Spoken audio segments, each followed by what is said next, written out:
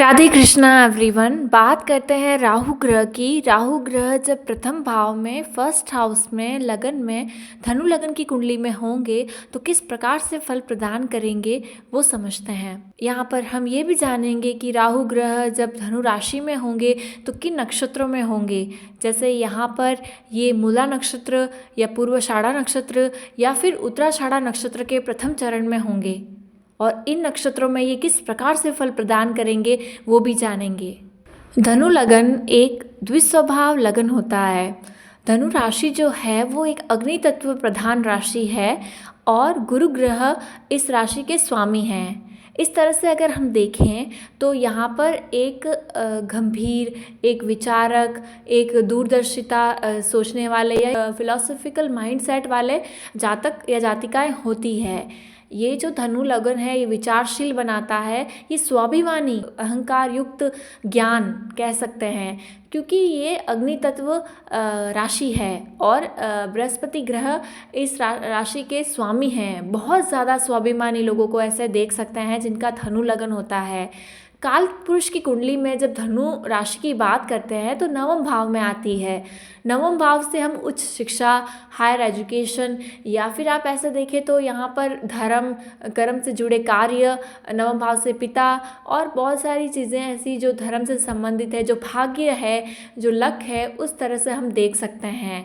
तो यहाँ पर जब ये धनु राशि जो है लग्न में आती है तो ये अपना पर्सनालिटी, लग्न जो है पर्सनालिटी का भाव है, ये ओवरऑल पर्सनालिटी है, यानी कि जो आउटर अपीयरेंस है वो भी और जो स्वभाव में है वो भी, यानी कि कद काठी वर्ण आकृति दिखने में किस तरह से है, ये जो अपीयरेंस है वो, और इसके साथ साथ स्वभाव भी प्रथम भाव से देखते हैं। प्रथम भाव से हम देखते हैं कि जातक या जातिका को समाज में किस तरह से देखा जाता है या फिर वो इस तरह से जाने जाते हैं, उनका स्टेटस क्या है, और बुद्धि, यश, मान सम्मान ये सब देखा जाता है प्रथम भाव से।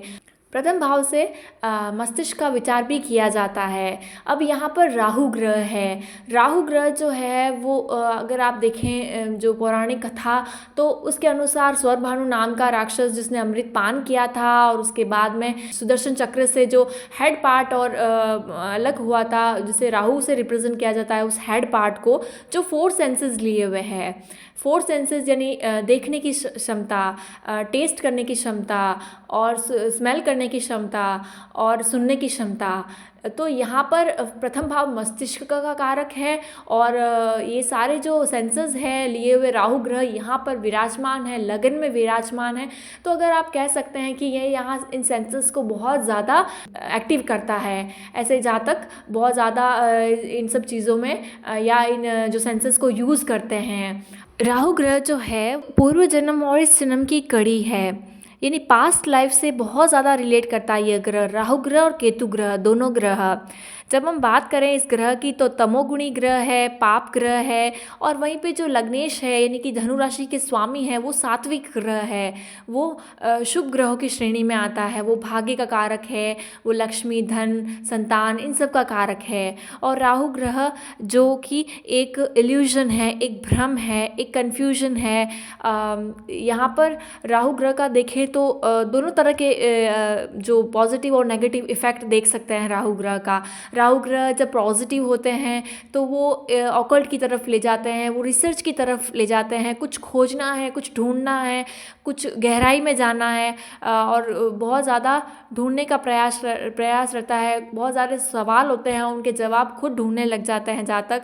और इस तरह से बहुत ज़्यादा ये पॉजिटिव वे में हो तो राजनीति, पॉजिटिव वे में हो तो ये पॉलिटिक्स जो कि बेनिफिशियल हो सकती है, और इसी तरह से देखें तो कॉन्फ्लिक्ट भी होता है यहाँ पर।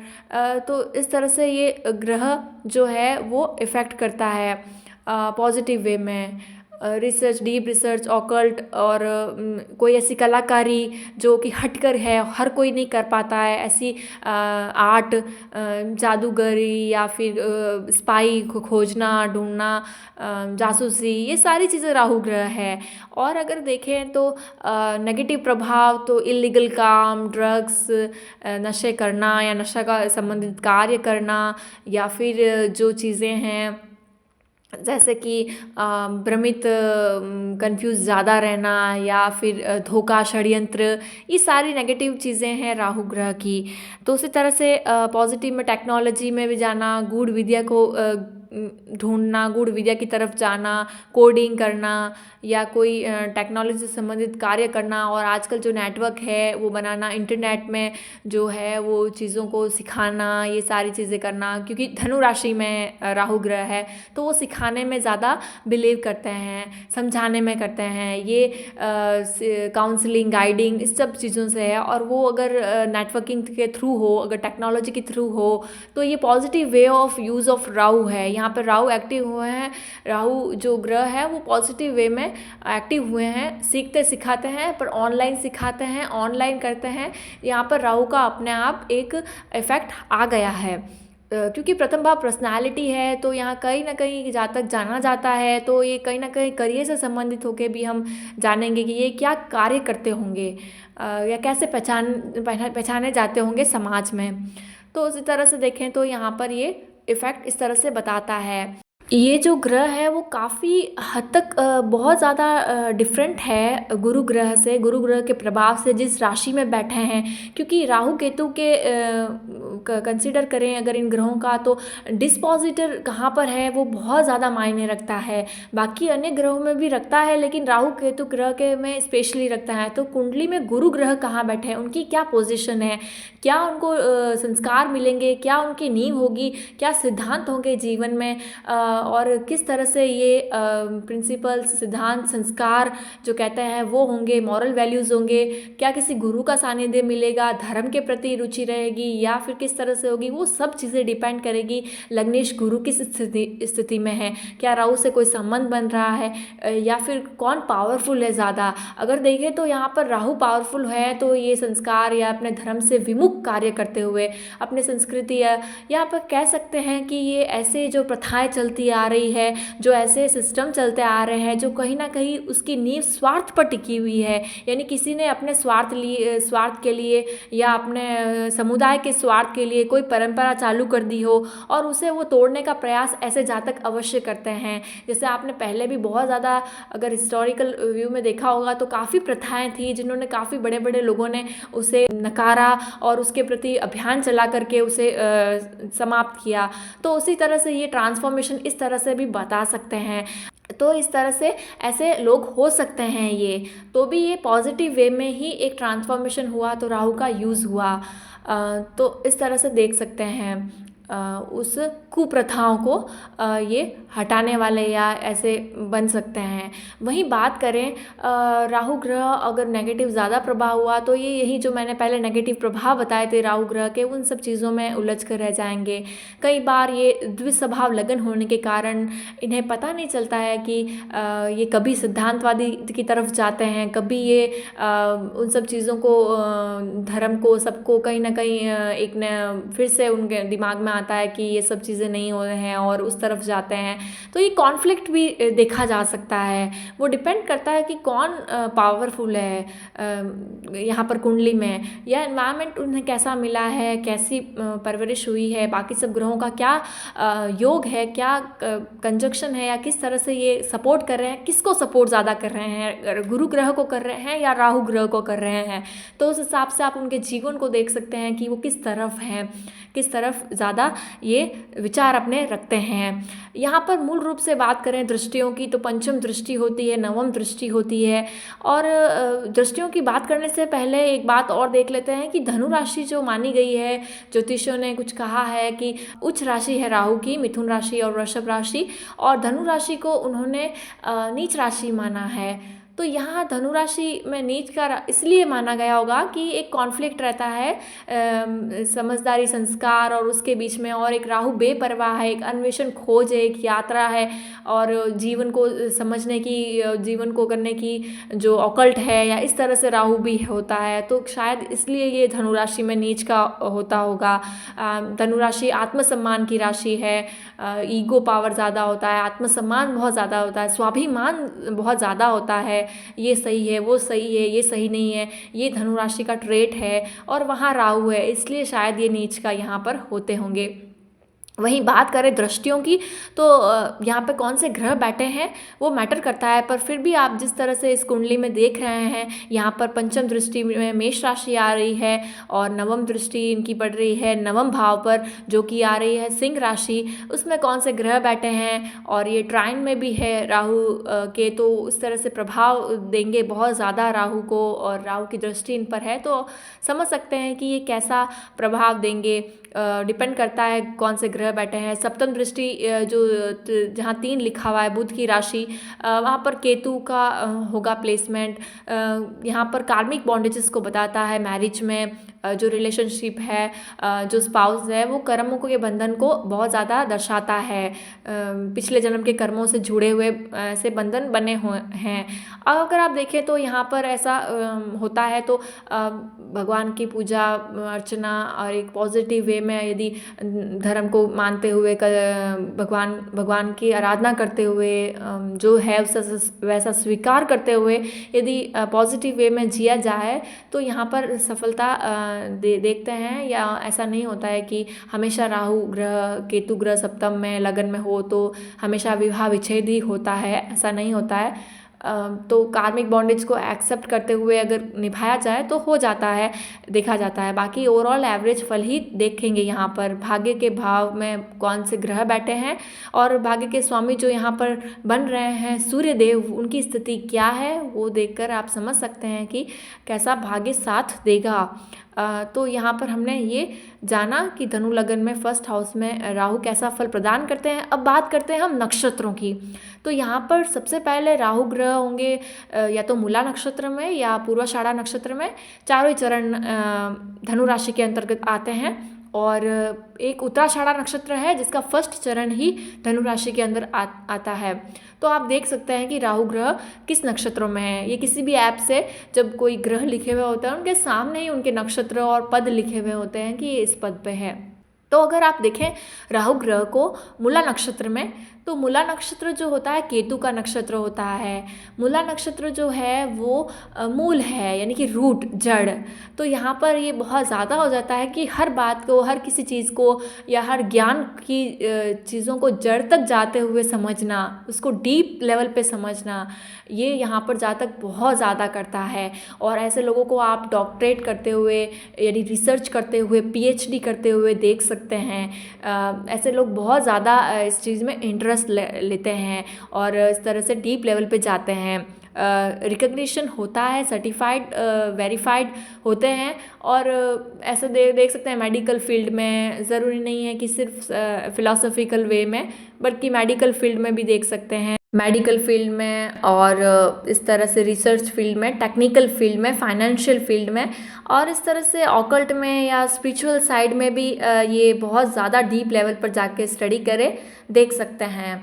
वहीं पे अगर मैं बात करूं तो ये यहाँ पे इंफॉर्मेशन शेयर करने में, नॉलेज शेयर करने में, अपने ज्ञान को सबको बताने में भी बहुत इंटरेस्टेड रखते हैं। तो ऐसे जर्नल्स छपे हो या इनके जो इनके लेखक के रूप में, या जो इनके ज्ञान है, जो इन्होंने जो सीखा है, जो रिसर्च कर करके जाना है, वो कहीं पे आर्टिकल के रूप में छप रहे हों, तो यहाँ पर देख सकते हैं आप ऐसे। और आजकल ऑनलाइन है, राहु ग्रह भी ऑनलाइन नेटवर्किंग से जुड़ा है, तो यहाँ पर ऑनलाइन शेयरिंग हो रहा हो या ये लोग खुद कर रहे हों, ऐसा देख सकते हैं। यहाँ पर जर्नल्स, राइटिंग बुक या वेरीफाइड होते हैं, ऑनर्ड होते हैं, ऐसा आप देख सकते हैं। वहीं पे और बात करें तो ये ट्रांसफॉर्मेशन को बताता है, बहुत ज़्यादा परिवर्तनशील बताता है केतु का मूला नक्षत्र।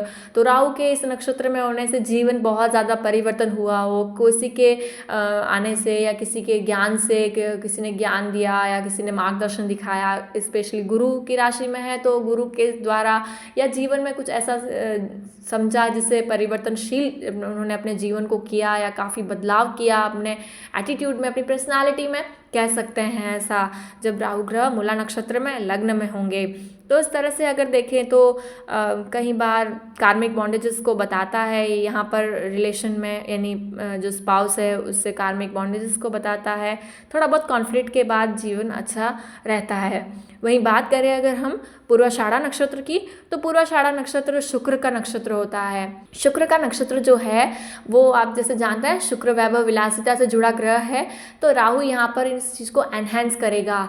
राहु कहेगा कि छुप के या जिस तरह से केतु के नक्षत्र में डीप छुप करके या डीप में जाकर के बात हो रही थी कई बार हो रही थी, यहाँ पर पूरा तरह से दिखावा होगा या प्रेजेंस होगा, अपने ज्ञान का प्रदर्शन होगा और साथ में ये सिखाएंगे भी। जैसे शुक्र का नक्षत्र में है तो आप देखेंगे कोई चीज़ जैसे सीखी है जो सिखा रहे हैं उसमें खुद एक्सपर्ट हैं, जैसे कि ब्यूटी से संबंधित कार्य, ब्यूटी पार्लर है या ब्यूटिशियन बने हैं, वो उन्होंने खुद ने सीखा है, अब दूसरों को भी सिखा रहे हैं, ऑनलाइन सिखा रहे हैं, ऐसा हो सकता है। और बहुत ज़्यादा फेमस भी हो रहे हैं। यहाँ पर प्रसिद्धि के लिए एक जुनून रहता है, राहु जुनून भी है, एक फितूर है, तो प्रसिद्धि पाने के लिए, अपनी पहचान के लिए जुनून रहता है।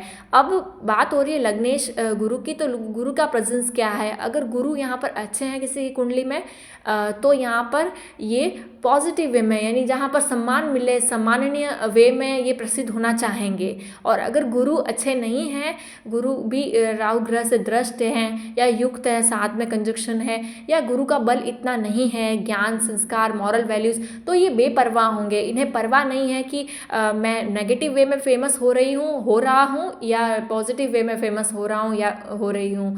ये फेमस किसी भी तरीके से होना चाहेंगे, बाय हुक और crook they want to be their name, fame, this kind of things. So अगर आप देखें यहाँ पर तो ऐसे लोग जो हैं पीएचडी या हायर एजुकेशन की तरफ भी देख सकते हैं और रिकग्निशन चाहते हैं, फेम चाहते हैं। ब्यूटी मेकअप आर्टिस्ट, यहाँ पर मेकअप आर्टिस्ट या जिस तरह से मैंने पहले कहा ऑनलाइन अर्निंग, शुक्र है, क्रिएटिविटी है, राहु है जो फैलाव है, नेटवर्क है, तो उस तरह से ऑनलाइन ये करते हो, सिखाते हो, टीचिंग, गाइडिंग, काउंसलिंग। ज़रूरी नहीं है कि सर्टिफिकेशन हो या कोई डिग्री हो बड़ी, यहाँ पर ये ऐसे भी यहाँ पर रिकग्निशन पा जाते हैं। वहीं बात करें हम अंतिम नक्षत्र की, तो यहाँ पर उत्तराषाढ़ा नक्षत्र की बात करें तो राहु ग्रह उत्तराषाढ़ा नक्षत्र सूर्य के नक्षत्र में होते हैं। यहाँ पर ये प्रथम चरण में ही होंगे धनु राशि में। यहाँ पर बाकी के जो सारे चरण हैं, सेकंड, थर्ड और फोर्थ, वो सारे जा रहे हैं मकर राशि में। तो यहाँ पर फर्स्ट चरण में ही देखेंगे आप, तो फर्स्ट चरण में यहाँ पर बहुत ज़्यादा इफेक्ट करेगा क्योंकि ये नवमांश में भी धनु राशि में ही जाएंगे। तो जब नवमांश में भी आप कुंडली में देखेंगे तो वहाँ पर भी राहु धनु राशि में ही होंगे। तो इसीलिए ये यहाँ पर बहुत ज़्यादा इफ़ेक्टिव जो चीज़ें मैं बताऊँगी वो देखने को मिलेगी। यहाँ पर सूर्य का नक्षत्र है, सूर्य गुरु के साथ मित्रता है, लेकिन सूर्य की राहु के साथ मित्रता नहीं है, गुरु की राहु के साथ मित्रता नहीं है। यहाँ पर जो है सूर्य मान, अभिमान, सम्मान है। तो यहाँ पर पिता का कारक है सूर्य और इसके नक्षत्र में है।